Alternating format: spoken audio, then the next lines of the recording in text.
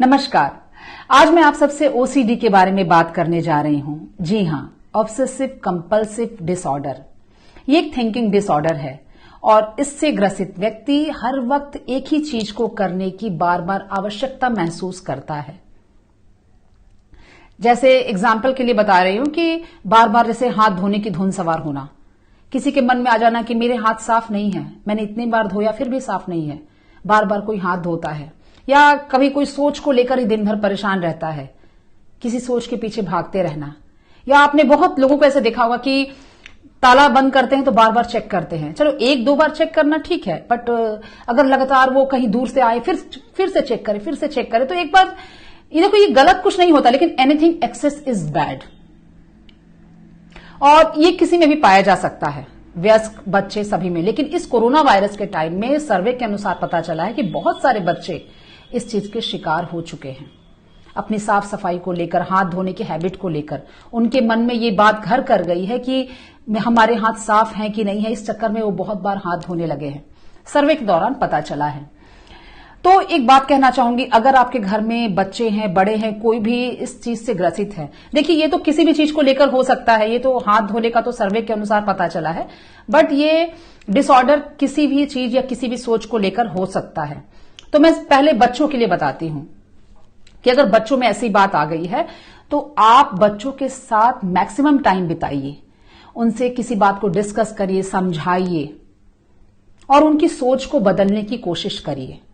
क्योंकि कहीं ना कहीं उनके दिमाग में ये सोच बैठ गई है कि हम जितने बार हाथ धोएंगे हम उतने ही साफ रहेंगे। तो बार बार हाथ धोना ये भी कहीं ना कहीं नुकसान ही देगा, क्योंकि ये सोच बन जाएगी कि हम कहीं गंदे, तो अब रात को उठ के अचानक हाथ धोने लगे। कहीं बाहर से आए हाथ धोना वो अलग चीज है, बट रात को उठ के हाथ धोने लगे या 1 घंटे के अंदर 10 बार हाथ धोए, तो ये कहीं ना कहीं गलत हो जाएगा। उस बच्चे की सोच बिगड़ती जा रही है।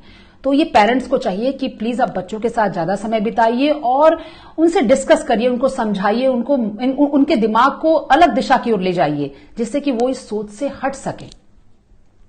और देखिए, ये तो बच्चों की बात हुई, लेकिन वयस्क की अगर बात हम कहें कि अगर वयस्क को ये प्रॉब्लम है, हाथ धोने को नहीं या किसी भी चीज को अगर धुन के रूप में उनके दिमाग पर सवार रहता है कि मुझे ये करना है, उनके दिमाग में ये बन जाता है कि हम परफेक्ट नहीं है तो इस काम को हम बार बार करें तब परफेक्ट होंगे। तो देखिए, मैं बार बार कह रही हूं कि कुछ काम करना या किसी चीज के पीछे भागना गलत नहीं होता है, लेकिन एनीथिंग एक्सेस इज बैड। तो अगर बड़े भी किसी चीज को धुन के रूप में अपने दिमाग में सवार रखे हैं या एक ऐसी हैबिट पूरे परिवार को दिख रही है कि भाई वो लगातार कर रहा है या पागलों जैसी अब हरकत उसकी हो गई है, तो इस पर ध्यान दीजिए, उससे बात करने की कोशिश करिए और ऐसे वयस्क को एक सही दिशा दीजिए, या उसे खुद भी समझना चाहिए कि उसके दिमाग को उस कंफर्ट जोन से हटाकर, जिसको वो अभी कंफर्ट जोन मान रहा है, अब अनकंफर्ट जोन की ओर ले जाना है। उसे उन आदतों को अपनाना है जिन आदतों को वो नहीं अपनाना चाहता।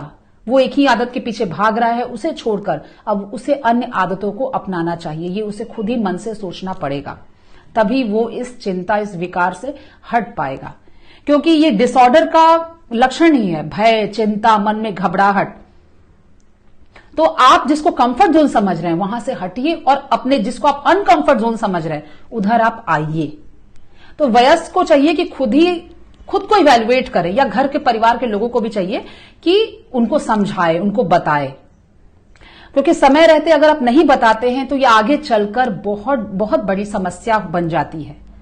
और एक अंत में मैं बात कहना चाहूंगी कि अगर आपको ऐसा लगता है कि वाकई आप नहीं सुलझा पा रहे ऐसे लोगों की समस्या, वाकई एक बहुत बड़ी चिंताजनक स्थिति हो गई है, तो प्लीज किसी भी मनोचिकित्सक से जरूर कंसल्ट करें।